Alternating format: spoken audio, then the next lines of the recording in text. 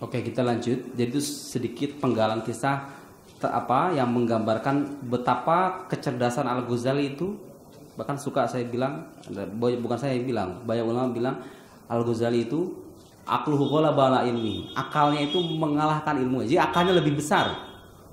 Intelektualitasnya gitu ya. Kebayang itu ya, orang secerdas beliau itu luar biasa. Belajar filsafat cuma 2 tahun aja dan tanpa guru. Cerita beliau dari bukunya mungkin kalau pengen tahu perkembangan pemikiran Al-Ghazali yang dulunya seorang filsuf, seorang mutakallim, seorang ahli dalam ilmu-ilmu rasional, kemudian 2 tanda petik banting setir jadi apa? Jadi sufi, seorang mistikus jadi seorang sufi. Itu ada di bukunya Al-Munqidh minad Dhalal wal Muwassil ladil izzati wal jalal. Mungkin minad Dhalal, tahqiqannya yang bagus itu tahqiqannya Syekh Abdul Halim Mahmud. Gitu ya, masyhur, kita masyhur. Dia menjelaskan, jadi beliau curhat. Itu curhatan Al-Ghazali di buku itu curhatan ya. Itu buku curhatan. Tapi percaya nggak? Itu dalam tradisi filsafat modern, dalam pembahasan filsafat modern, saya alhamdulillah sedikit banyak belajar. Itu bukunya mungkin minad Dhalal itu dijadikan salah satu rujukan penting dalam menggambarkan satu mazhab namanya skeptisisme metodik. Asyakul manhaji bahasa Arabnya. Yang diperkenalkan oleh filsuf besar di barat namanya siapa? Ya, René Descartes atau Descartes dalam tulisan Inggrisnya, tapi René Descartes kalau dalam bahasa René Descartes. Di Prancis mungkin pelan-pelan Descartes juga. Here, teorinya Descartes itu kita nggak punya banyak waktu untuk membahas teori itu. Teorinya Descartes itu sudah ada satu disertasi yang menjelaskan ini, yang menjelaskan bahwa gagasan Descartes tentang yang terkenal itu loh. Aku berpikir maka aku ada. Kamu pasti sering dengar kayak gitu kan? Itu kan ungkapannya Descartes. Ya, Al-Ghazali itu sejak awal di abad ke-5 Hijriah sudah menelurkan gagasan itu sebelum datang Descartes di abad 17 dalam tradisi filsafat modern. Nah, tahu Dr. Hamdi Zakzuk, tahu nggak? Dr. Hamdi Zakzuk, ulama besar Azhar juga, dosen saya juga di Pasca Sarjana. Beliau 6 tahun sekolah di Jerman. Disertasinya tentang itu. Disertasinya tentang apa? Kalau saya kan baca bahasa Arabnya aja ya. Al-Manhaj Al-Fal. Ada bukunya dicetak di Darul Qalam Kuwait. Di apa? Yang depan kuliah itu maktab apa namanya? Maktabah Usul itu ada. Beli aja. Jadi mengkomparasikan antara metodologi filsafat Al-Ghazali dengan Descartes. Kesimpulan beliau apa? Kesimpulannya apa? Kesimpulannya mengejutkan. Apa yang dikemukakan oleh Descartes dalam bukunya, ada bukunya Descartes yang terkenal itu Meditation, bahasa Inggrisnya. Kalau bahasa bahasa Arabnya dari itu dulu jangan muqarrar ya. Muqarrar saya di S2, Ta'ammulat. Ta'ammulat itu bukunya Descartes. Satu lagi ada judulnya kalau bahasa Arab itu Al-Maqal Anil Manhaj. Nah, dalam 2 buku itu gagasan yang dan saya dulu pernah belajar sama Dr. Hamid Zakzuk itu, dan beliau itu kalau belajar uniknya begini. Kalau ngajar itu bawa buku aslinya. Kan beliau pernah belajar di Eropa ya, punya pengalaman 6 tahun. Jadi serunya belajar sama beliau begitu. Bawa buku aslinya. Dia pas saya masih ingat sampai sekarang. Waktu datang ke kelas begini. Membahas filsafat Descartes kan, Descartes. Untuk hadal kitab. Dikasih tahu, bukunya tipis. Ya, 20 halaman, 30 halaman segini. Tipis, kutaib. Bukunya tipis. Beliau ngambil, ya buku aslinya sih sebenarnya bukan itu. Aslinya itu dalam bahasa Latin. Karena dulu orang para sarjana, para filsuf itu banyak menjadikan bahasa Latin sebagai rujukan. Itu pakai bahasa Latin ya. Diterjemahkan ke dalam berbagai bahasa, terutama bahasa Arab. Sama Utsman Amin namanya. Itu judulnya Ta'ammulat. Beliau bawa yang versi Jermannya. Dibilang begini, ini buku tipis. Ya, tipis kan? Tapi tahu nggak kata beliau, saya masih ingat sampai sekarang, itu berkesan sekali. Hadal kitab ala raqmi min sighari hajmihi yahuzul uruba kullaha. Jadi kitab ini betapapun tipis, dia menggemparkan Eropa, sejagat Eropa. Jadi gagasan Descartes itu tipis gini. Dan ketika beliau, dan itu Descartes itu gak menikah ya. Ya rata-rata filsuf-filsuf besar itu kayak gitu. Saking kecintaan terhadap pengetahuan sedemikian tinggi gitu kan, perempuan tuh udah gak ada nilainya kan gitu kira-kira. Descartes gak nikah ya. Dan dia hidupnya menyendiri. Orangnya tipe orang yang suka menyendiri, Descartes itu. Dia hidupnya pindah-pindah, matinya di Belanda. Dia orang Perancis sebenarnya, tapi pindah-pindah begitu. Nah, buku Descartes itu menggemparkan jagat Eropa. Dan ketika buku itu ditulis, dikirim ke para dosen atau para profesor di Fakultas Teologi di Prancis. Ada tuh, sampai sekarang kalau kita baca terjemahan bahasa Arabnya, buku Descartes yang ta'amulat atau meditation itu, ada di awal begini, al-ihda, persembahan. Ila ulama usuliddin, fi kulliyat usuliddin itu artinya teolog ya, fakultas apa para teolog, kepada para teolog. Dan ketika itu apa? Ketika disampaikan kepada para teolog itu menyampaikan kritik. Jadi bukunya segini. Dikirim ke para profesor di Fakultas Teologi di Universitas Paris. Setelah itu apa? Masing-masing dari profesor filsafat yang ada di kampus tersebut menyampaikan kritik atas gagasan Descartes itu. Jadi apa bukunya? Jadi segimana coba? Jadi segini nih. Jadi itu berisikan kritik terhadap metodologi dia, juga bantahan dia terhadap kritik-kritikan itu. Gitu kan? Ya benar-benar dia pede dengan dirinya sendiri bahwa saya menggagas ini. Yang unik, gagasan pokok dari Descartes itu sudah dikemukakan oleh Al-Ghazali di abad ke-5 Hijriah dalam buku Mungkin Minad Dolal, yang itu merupakan, kalau bahasa itu bukan curhatan saja. Al-Ghazali itu jadi bagian curhatannya sebenarnya. Awalnya saya itu dulu begini, saya pernah menjadi seorang sofis, meragukan hakikat segala sesuatu.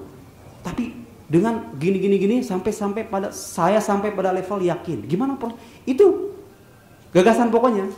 Dan ada kisah begini. Kisah ini benar atau salah? Jadi bukunya Descartes, bukunya Al-Mungkin Minad Dolal ini, makanya kamu harus baca di sini, mumpung di Mesir. Dibaca itu ya, itu berharga di mata para filsuf. Itu bukunya Al-Ghazali yang hanya berupa curhatan, itu buku berharga. Bahkan dulu Dr. Hamid Zakzuk itu ketika di Jerman, beliau pernah, ini cerita dari beliau sendiri. Beliau selesai menulis disertasi, merangkum hasil disertasinya, dimuat di majalah, di jurnal ilmiah gitu ya, dibaca sama para profesor di Jerman, dibaca sama profesor di Barat gitu, profesor filsafat di Eropa. Apa kata mereka coba? Oh, tahu gelarnya Descartes itu siapa? Gelar Descartes itu siapa? Bapak filsafat modern. Jadi kalau ada pertanyaan siapa bapak filsafat modern, jawabannya Descartes itu. Setelah Dr. Hamid Zakzuk dalam disertasinya sampai pada kesimpulan bahwa metodologi filsafat Descartes itu sudah ada di bukunya Al-Ghazali, apa komentar para sarjana barat ketika itu? Oh, kalau begitu, salah satu sarjana yang saya masih ingat kata beliau namanya Obermann. Kalau begitu, bukan Obermann, satu lagi saya lupa. Kalau Obermann tuh dia punya pandangan lain. Kata para salah seorang sarjana Jerman mengatakan, oh kalau begitu bapak filsafat modern itu bukan Descartes, tapi siapa? Abu Hamid Al-Ghazali. Ya, luar biasa. Padahal betapa ulama Islam itu ya. Padahal itu dia menulis buku itu gak seserius yang kita bayangkan gitu loh. Tapi itu jadikan bahan disertasi juga. Dan yang menarik saudara-saudara, ini ada kisah. Karena kisah ini bagi saya setidaknya ya, menginspirasi. Dulu di Prancis, jadi di Prancis itu ada perpustakaan nasional di Prancis. Ada bukunya Descartes. Jadi kumpulan buku Descartes kan sudah wafat nih. Buku-bukunya diwariskan di mana? Di Perpustakaan Nasional Prancis. Jadi ada perpustakaan khusus yang isinya itu mengoleksi buku-bukunya Descartes, yang dikoleksi oleh Descartes. Ternyata satu sarjana Mesir namanya Abu Ridah atau siapa gitu ya, bukan Abu Ridah. Dia menelpon pihak pengurus Perpustakaan Nasional Prancis itu. Kemudian benar tidak di perpustakaan, jadi dia bertanya, benar tidak di Perpustakaan Nasional itu ada bukunya Al-Ghazali, Al-Mungkin Minad Dolal, dan ternyata benar. Di perpustakaan Descartes itu terdapat buku Al-Mungkin Minad Dolal, bukunya Al-Ghazali. Dan yang unik apa? Di dalam buku itu ada catatan pinggir yang ditulis oleh Descartes sendiri. Jadi buku Al-Mungkin Minad Dolal dikasih hasyiah gitu loh, kalau bahasa Arabnya. Sama Descartes. Saya masih ingat ungkapannya begini, tapi saya bacanya yang bahasa Arab aja dari pernyataan Dr. Hamid Zakzuk itu. Jadi di setiap barisnya itu begini. Di setiap baris yang penting-penting ditulis begini, yudhof ilaihi hadza manhajuna. Paham maksudnya? Jadi perkataan Al-Ghazali yang ini akan disertakan dalam metodologi filsafat saya, maksudnya Descartes ya. Jadi kalau kita ingin menggunakan bahasa yang lebih kasar gitu ya, gagasan Descartes itu duplikasi daripada Al-Ghazali. Dan ada satu kisah yang lebih dramatis lagi. Satu sarjana namanya Utsman Al-Ka'ab. Dia sarjana Libanon kalau saya nggak keliru. Dulu ada konferensi, ada muktamar alami, muktamar internasional gitu di Lubnan, di Libanon. Utsman Ka'ab ini di tengah. Jadi yang datang tuh bukan para pemikir muslim. para sarjana barat semuanya pada datang. Itu muktamar pemikiran gitu ya, nggak tahu lah isinya apa. Di hadapan para hadirin itu Utsman Ka'ab bilang begini, beliau yang tadi saya sampaikan itu, bahwa yang dicetuskan oleh Descartes dalam bukunya itu sudah ada dalam bukunya Al-Ghazali. Mereka semuanya terhenyak, kaget. Apa yang terjadi ketika itu? Utsman Ka'ab ini, dia yang menyampaikan itu dapat para hadirin. Ya kok orang barat itu kan kalau udah satu ada bukti yang menyatakan bahwa khazanah keilmuan mereka itu dimiliki oleh yang lain, kan merasa apa coba? Merasa berat hati kan? Merasa kesel gitu kan? Iya nggak?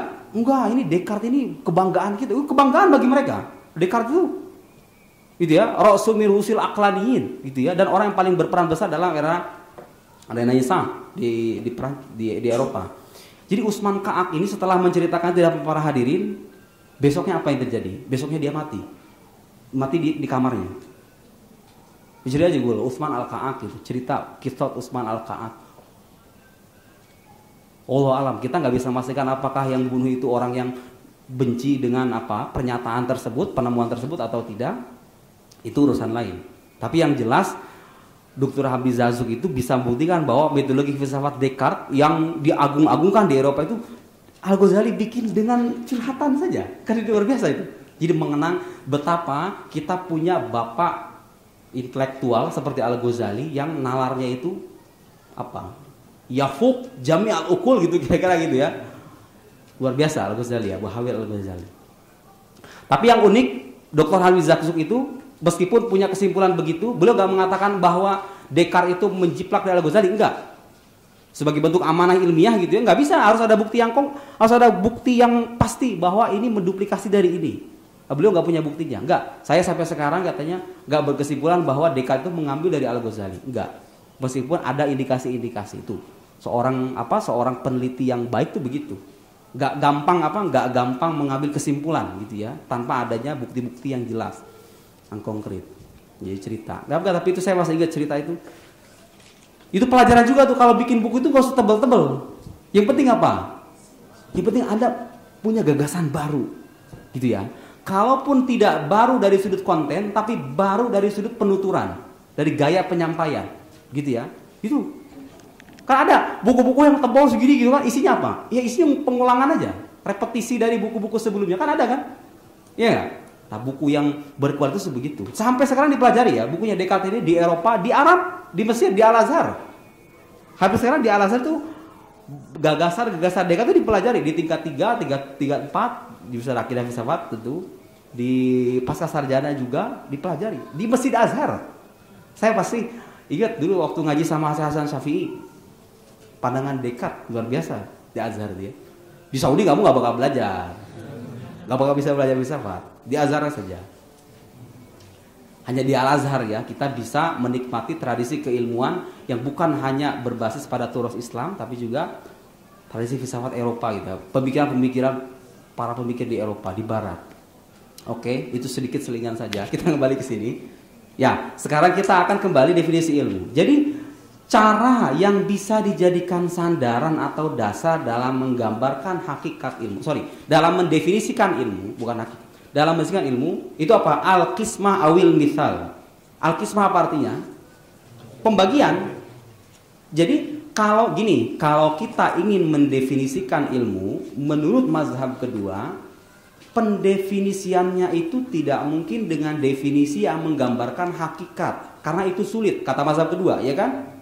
Yang paling mungkin kita kemukakan definisi itu definisi yang apa? Definisi yang jalan perumusannya, cara perumusannya dengan apa? Satu, dengan pembagian dan permisah. Apa maksudnya? Perhatikan ke sini ya, ibu-ibu yang dirahmati Allah, lihat ke sini. Jadi sekali lagi kita sedang membahas tentang ta'rif. Aduh, ini spidolnya habis ini. Al-ilm. Gitu ya. Menurut mazhab kedua, definisi ilmu itu tidak bisa dirumuskan dengan definisi yang menggambarkan hakikat, gitu ya. Yang paling dimungkinkan apa? Definisi yang birrasam, ta'rif birrasam itu. Nah, untuk merumuskan definisi birrasam itu, jadi mazhab kedua ya, mazhab kedua mereka tidak mengakui Ta'rif bil had tidak bisa. Tadi ada ungkapan apa? Ya suruh tahdiduhu. Gitu kan? Gitu ya. Maksudnya surat tadi paham nggak? Tidak bisa definisikan ta'rif bil had. Yang ta'rif bil had itu menjelaskan tentang hakikat. Hakikatu syai' gitu ya.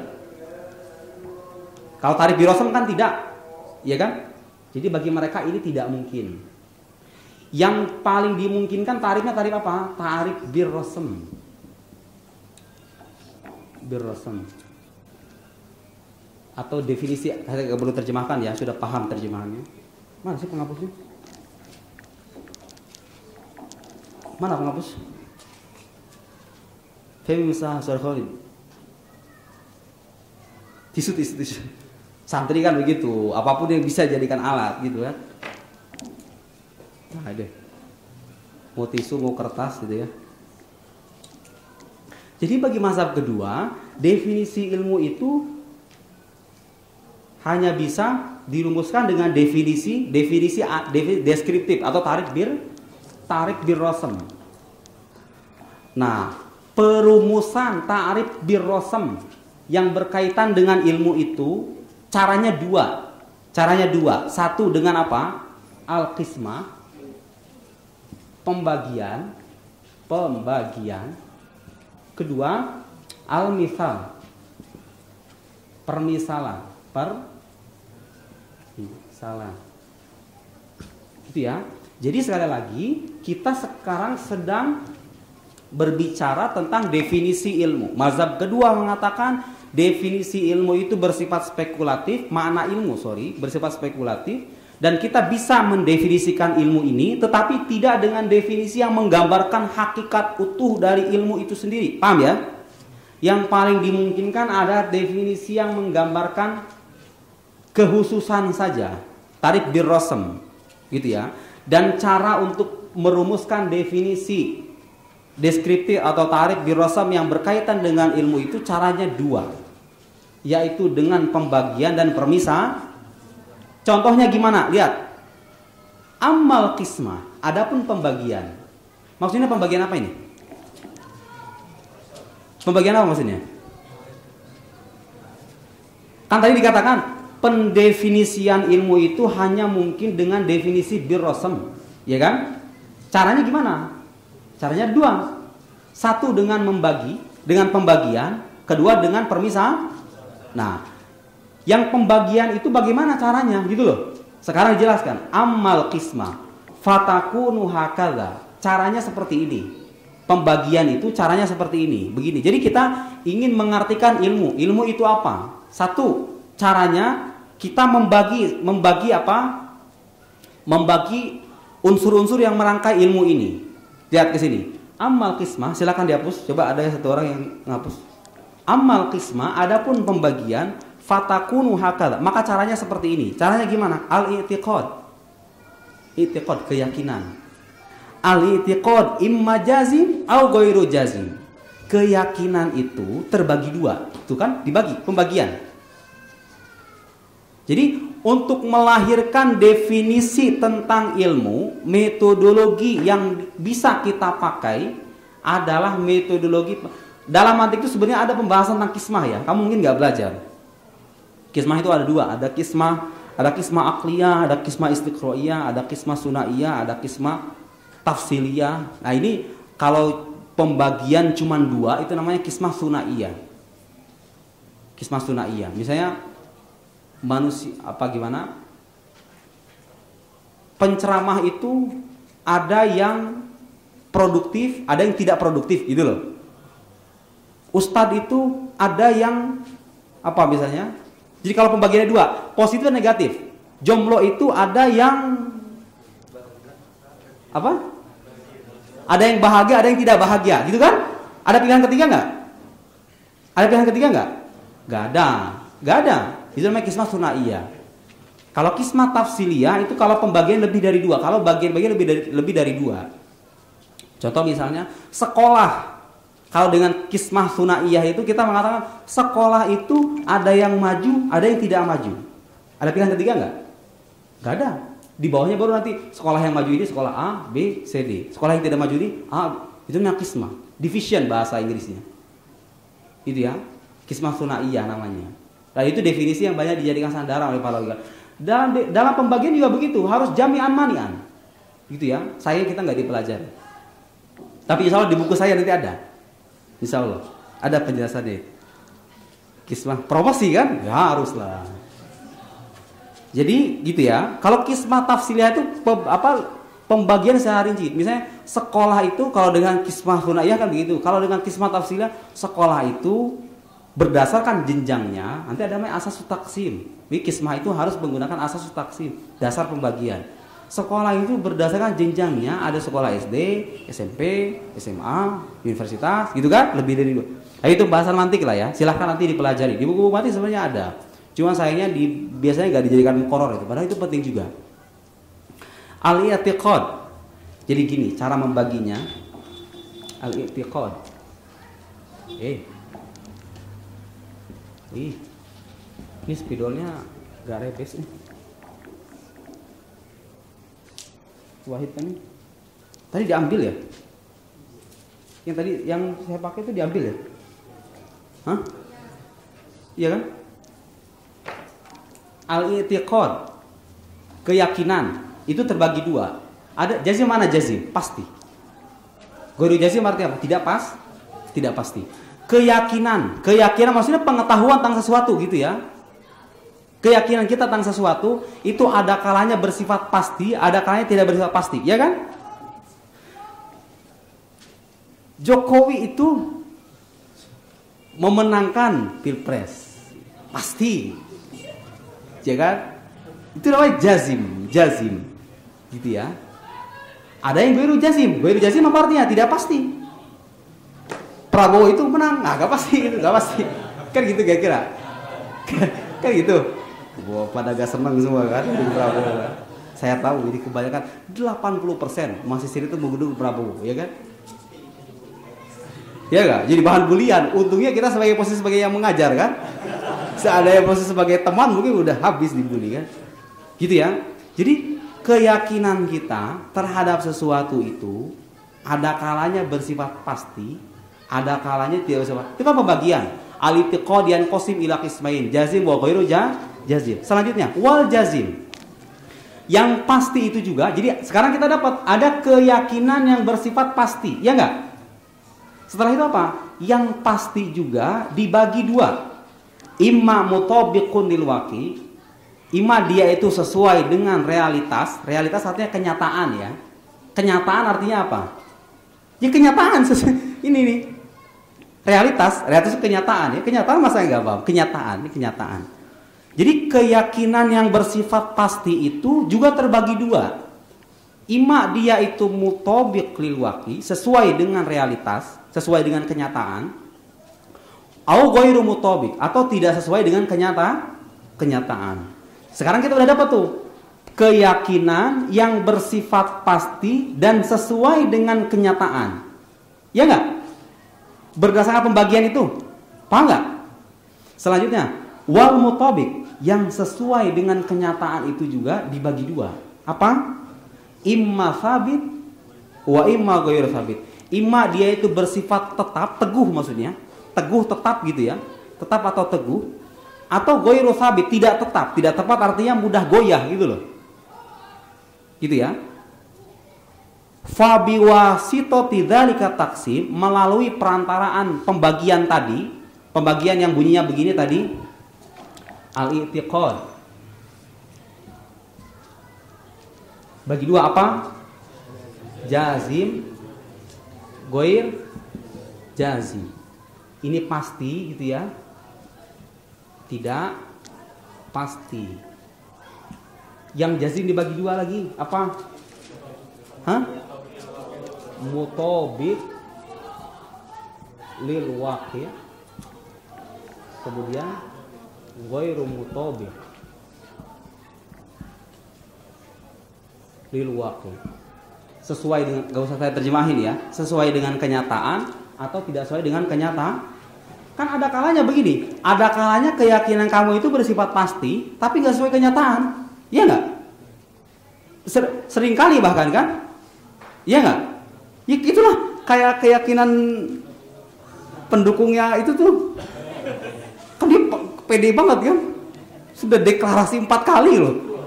Ikan pasti, tapi sesuai kenyataan nggak? Kenyataannya dia kalah kan gitu. Ya kan? Wow, sengaja. Panas kan sudah. Kenyataannya gitu. Atau beginilah, kamu kalau suka sama cewek, kamu nyangkanya kamu yakin seyakin-yakinnya bahwa perempuan yang kamu suka itu juga suka sama kamu. Salah. Saya harusnya ngomongnya ke sini. Kalau kamu suka sama cewek ya, misalnya kamu yakin seyakin-yakinnya bahwa si A yang kamu cinta ini juga sama benar-benar cinta sama kamu. Padahal kenyataannya enggak, kan gitu kan? Ya enggak? Itu namanya apa? I'tiqad jazim ghairu mutabiq lil waqi'. Enggak sesuai kenyataan. Iya kan? Gitu ya. Nah, yang akan kita bahas ada yang kita kenal tuh, ada namanya yakin, ada syak, ada don dan semacamnya, akan kita bahas nanti. Yang mutabiq lil waqi' juga ada 2, dibagi 2. Ada yang apa? Sabit dan ghair sabit. Gitu ya. Nah, ini namanya qismah. Al-qismah. Yang dimaksud oleh penulis beliau tadi maksud itu al-qismah. At-thariqul mu'awwal wal qismah wal misal, gitu kan? Cara yang bisa kita gunakan untuk merumuskan definisi tentang ilmu itu, pertama dengan pembagian. Kayak gimana contohnya? Kayak begini nih caranya. Pertama kita sebutkan dulu, ilmu itu semacam apa coba? Semacam keyakinan kan? Iya enggak? Ilmu itu semacam keyakinan kan? Keyakinan. Apakah keyakinan saja? Enggak. Keyakinan itu sifat maknanya luas kan? Iya enggak? Keyakinan itu caranya. Qismah itu maksudnya begitu. Pembagian yang dimaksud itu maksudnya begitu. Keyakinan itu ada yang pasti, ada yang tidak pasti. Yang pasti juga dibagi 2. Ada yang sesuai kenyataan, ada yang tidak sesuai dengan kenyataan. Yang sesuai dengan kenyataan juga dibagi 2. Ada yang tetap, ada yang tidak tetap. Dari pembagian ini lahirlah definisi ini baru satu. Lahirlah satu definisi tentang ilmu yang bunyinya adalah, lihat, i'tiqad jazim mutabiq lil waqi' dan sabit. Jadi 4 unsur yang merangkai definisi ilmu. Pertama, ilmu itu adalah keyakinan. Apakah keyakinan saja? Tidak. Keyakinan yang bersifat pasti. Apakah hanya segala bersifat pasti saja? Enggak. Seperti yang tadi saya bilang, ada kalanya kita punya keyakinan bersifat pasti tapi dia sesuai dengan kenyataan. Kalau tidak sesuai dengan kenyataan, namanya bukan ilmu, gitu loh. Paham nggak? Gitu ya. Kalau tidak sesuai dengan kenyataan, namanya bukan ilmu. Keyakinan yang ini menurut mazhab pertama loh ya. Ini menurut mazhab pertama. Ini kita belum dalam konteks menjelaskan mana ta'rif yang bisa jadikan sandaran, mana ta'rif yang rajih, belum. Saya baru memaparkan satu definisi saja. Itu nanti dikritik juga. Menurut mazhab kedua, definisi ilmu itu adalah keyakinan yang bersifat pasti, yang sesuai dengan kenyataan, dan dia juga bersifat tetap atau teguh, artinya tidak tergoyahkan. Sekarang tertulislah definisi. Al ilmu huwa. Tuh, gitu ya. Apa jawabannya? I'tiqadun. Tuh. Jazimun. Mutabiqun lil waqi' sabitun. Mana jenisnya, mana fasalnya? Lihat ke sini, lihat penjelasannya. Ini baru penjelasan pertama. Imma sabit wa fa bi wasitati dzalika taqsim, melalui perantaraan pembagian tadi, wujida qismun, terlahirlah satu bagian. Huwa i'tiqadun jazimun muta, yang ini jadi definisi ilmu ya. Bagian ini tuh. Sini nih. Ini menjadi definisi ilmu. I'tiqadun jazimun, menurut mazhab kedua tentunya. Definisi menurut mazhab kedua. I'tiqadun jazimun mutabiqun lil waqi' sabitun. Keyakinan yang bersifat pasti, yang sesuai. Jadi kalau ada pertanyaan apa itu ilmu, jawaban yang sudah kita temukan sekarang apa bunyinya? Ilmu itu adalah keyakinan yang bersifat pasti, yang sesuai dengan kenyataan dan bersifat tetap, gitu ya. Paham nggak? Hafal itu ya. Itu qaulun jazimun mutabiqun lil waqi' sabitun. Menurut mazhab kedua. Wa huwal ilm bi ma'nal yakin. Nah, Tapi begini, definisi yang disampaikan oleh mazhab kedua ini hanya mencakup satu macam ilmu saja, yaitu apa? Al-yaqin. Nanti ada yang namanya, kalau dalam logika itu ada satu pembahasan namanya yang judulnya itu maratibul idrok. Ada syak, ada dzon, apa lagi? Ada yakin, ada apa? Ada dzon, ada syak, waham, terus apa? Jahal kedua, ada jahal basit, ada jahal murakkab gitu kan? Oke, saya jelaskan itu ya sekarang. Silakan dihapus. Harus paham itu kan?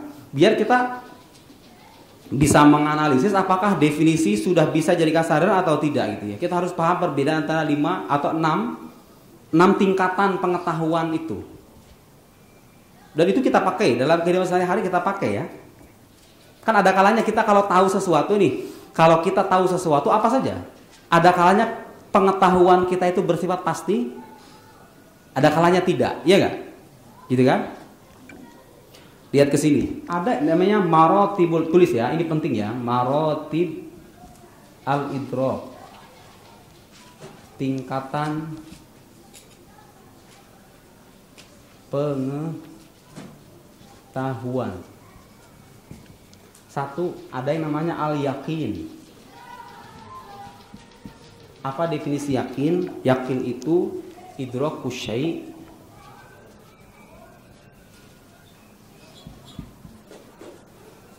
idraku syai' ala ma huwa alaih idrakan jaziman. Kalau dibikin persentase, ini berapa persen yakin itu? 100. Jadi kalau kata Jokowi menang 100%. Tapi nanti, sekarang kan belum kan? Sekarang kan belum 100% kan? Kan belum ada pengumuman resminya. Jadi belum yakin. Jadi keyakinan saya bahwa Jokowi memenangkan Pilpres itu belum masuk dikategorikan yakin. Ya enggak? Tapi masih apa itu namanya? Masih dzon. Kan gitu ya? Yo, dalam percakapan sehari-hari kita gunakan itu tanpa kita sadari ya, 100% gitu ya. Kedua, al-dzon. Itu saya ngomong Jokowi jadi nggak rame. Kalau saya ngomong Prabowo pasti rame bunyinya, ya kan? Prabowo itu menang, langsung takbir pasti ya kan? Ya kan? Iya nggak? Biasanya kan mendukung Prabowo gitu semua. Allahu Akbar. Oh.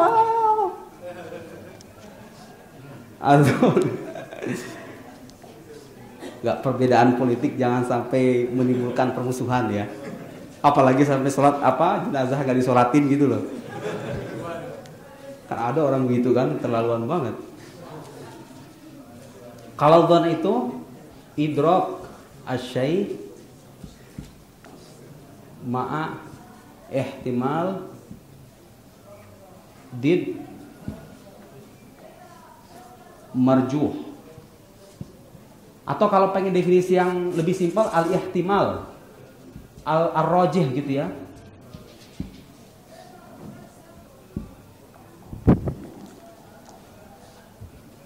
Sekarang ada yang ketiga itu, kalau dikasih persentase berapa nih dzon itu? 99% sampai berapa? Sampai 51 gitu ya. Sekarang ada yang namanya syak. Syak itu sama idrok, saya gini aja ya, idraku syai' ma'a ihtimal musawin. Musawin artinya sama ya, kemungkinannya sama gitu loh, ma'a ihtimal musawin. Al-yakin, adzon, asyak, apa satu lagi? Al-waham.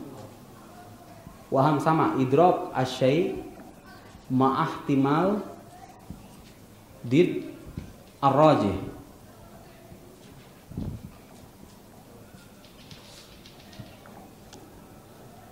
Atau kalau definisi yang saya kasih tanda kurung ya, al-ihtimal al-marjuh. Bisa ngebedain rajih dengan marjuh nggak? Kalau rajih itu yang kuat, kalau marjuh itu yang lemah gitu loh.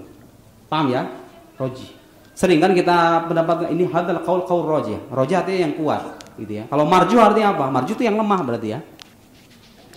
Al-waham, satu lagi ada yang namanya al-jahal. Jahal itu dibagi dua. Ada yang namanya jahal basit. Jahal basit. Jahal basit apa arti definisinya? Adamul idrok bil kulliyah. Sama sekali nggak tahu itu namanya jahal basit. Ada namanya jahal murakkab. Itu apa? Idrok. Itu namanya idrok. Idrok asyai ala wajhin yukhalifu ma huwa alaih. Nah, tadi ini 99 sampai 51. Kalau syak berapa? 50. Gitu kan? 50%. Kalau waham berapa? 49. 49 sampai berapa? Sampai 1. Sampai 1%.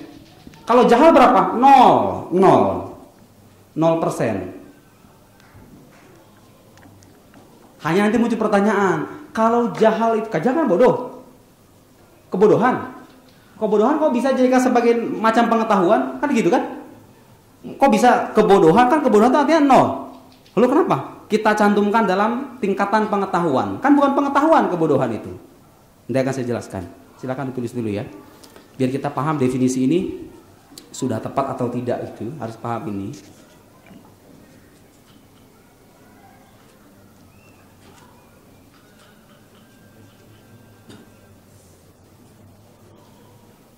Jelas nggak? Bil kulliyah. Tidak tahu sama sekali. Bil kulliyah itu artinya sama sekali tidak tahu, ketidaktahuan.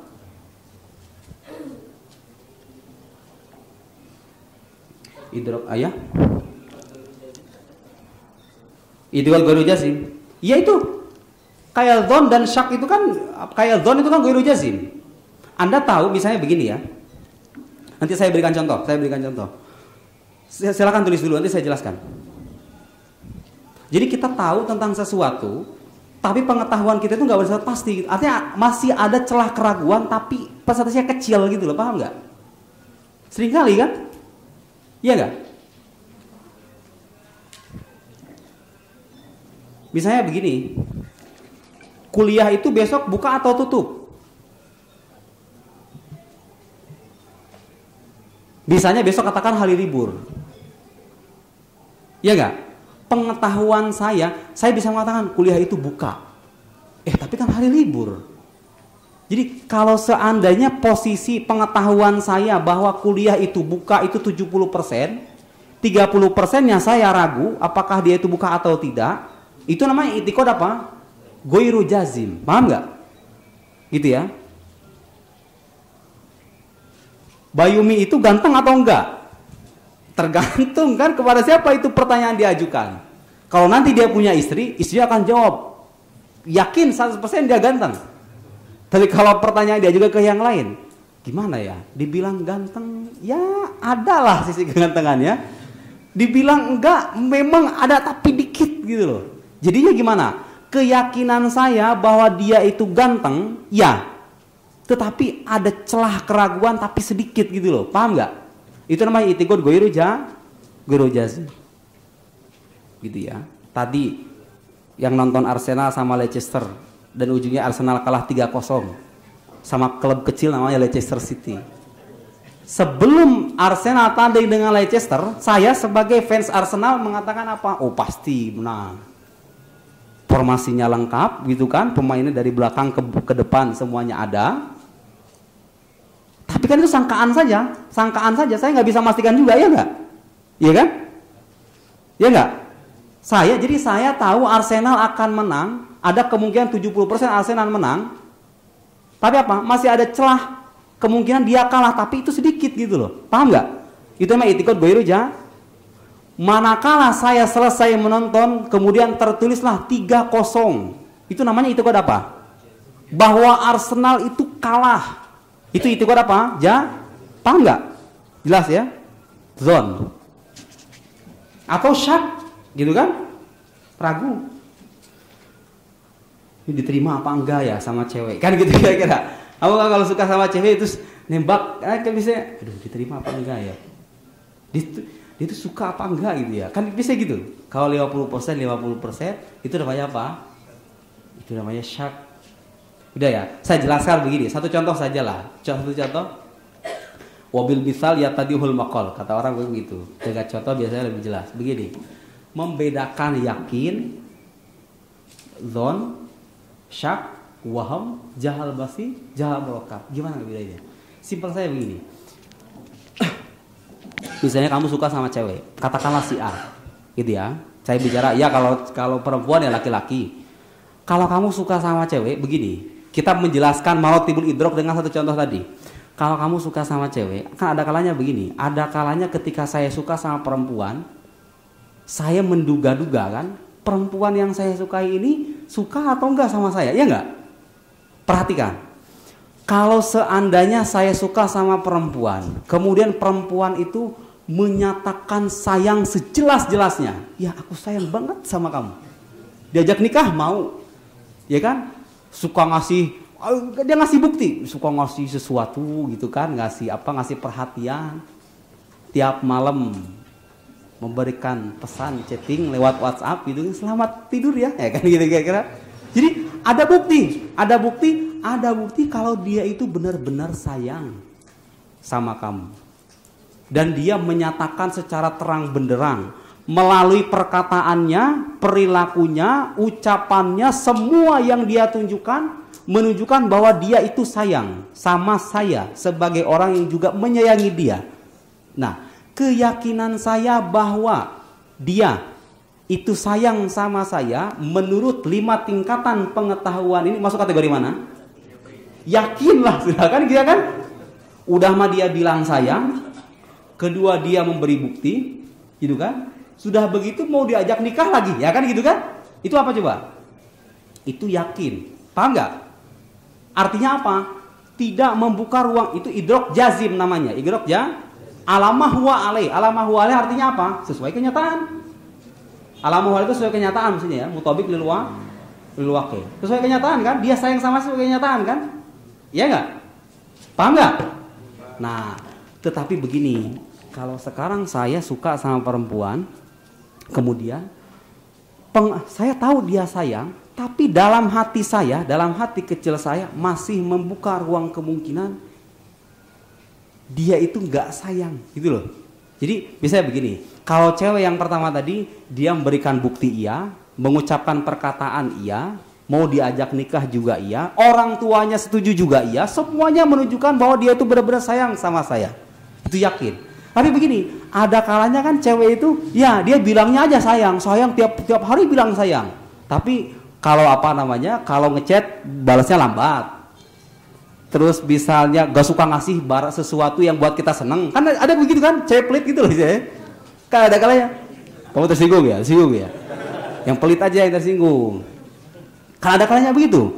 Ada kalanya kita menangkap sejumlah indikasi yang menunjukkan bahwa dia itu sayang sama kita, tapi tidak seyakin yang pertama gitu loh. Kenapa? Ketika diajak nikah juga dia nggak mau. Misalnya kan begitu. Beda. Pertanyaan saya, sama atau beda? Keyakinan Anda dengan yang pertama sama atau beda? Jadi bedanya, yang pertama itu mau diajak nikah, bilang sayang juga iya, masih bukti juga iya. Yang kedua ini bilang sayang doang bisanya, gitu kan? Kalau ngechat ya dibalas, cuma lambat kan gitu. Kalau diajak jalan dia nggak pernah mau. Kalau diajak ngobrol suka judes, biasanya kan gitu kira-kira. Kalau ya, tapi ada indikasi bahwa dia itu sayang, kan gitu. Tetapi ada kemungkinan 30% atau berapa persen masih ada kemungkinan dia itu nggak sayang gitu loh. Itu namanya apa? Itu namanya dzon. Paham nggak? Tetapi kalau begini, kalau seandainya Anda tidak menangkap adanya indikasi. Tidak menangkap ada indikasi artinya apa? Misalnya Anda kenal dengan seorang perempuan, tiba-tiba Anda suka, gak pernah ngobrol, gak pernah komunikasi, gak pernah bertemu, kemudian Anda menduga-duga, kira-kira dia itu suka gak ya sama saya? Anda gak menjawab iya, gak menjawab enggak gitu loh, paham gak? Dibilang iya juga sulit. Kenapa? Karena saya nggak pernah ketemu, nggak pernah ngobrol, nggak pernah bertatap muka, nggak pernah chattingan, nggak pernah stalking. Kan gitu.